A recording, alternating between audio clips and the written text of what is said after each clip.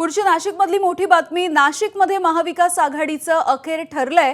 ठाकरेंची शिवसेना, शरद पवार यांची राष्ट्रवादी काँग्रेस आणि काँग्रेस पक्ष, मनसे हे सगळे एकत्र येत आहेत नाशिकमध्ये आणि एकत्रितपणे ही निवडणूक लढवली जाणार आहे। मतविभाजन टाळण्यासाठी महाविकास आघाडीचे सगळे घटक पक्ष हे आता एकत्र आलेले आहेत नाशिकमध्ये। एकीकडे महायुतीमध्ये काहीशा कुरबुरी आपण बघितलेल्या होत्या। आमचे प्रतिनिधी मुकुल कुलकर्णी आहेत आपल्या सोबत। मुकुल, महायुतीमध्ये काहीसं नाराजी नाट्य घडलेलं गेल्या काही दिवसांपासून बघायला मिळालंय। नाशिकमध्ये अनेकांनी पक्षप्रवेशही केलेले आहेत, भाजपमध्ये जोरदार इन्कमिंग झालंय आणि या सगळ्याला शह देण्यासाठी आता महाविकास आघाडी आणि मनसे एकत्र येतेय।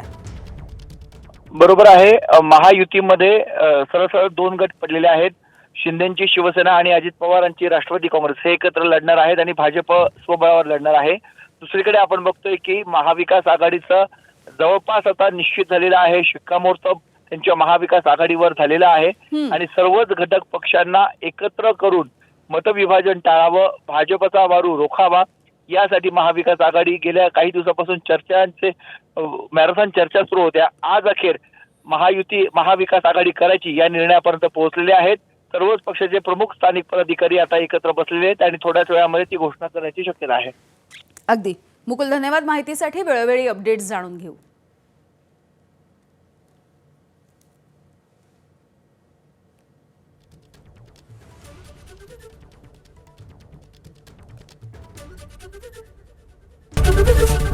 एबीपी माझा, उघडा डोळे बघा नीट।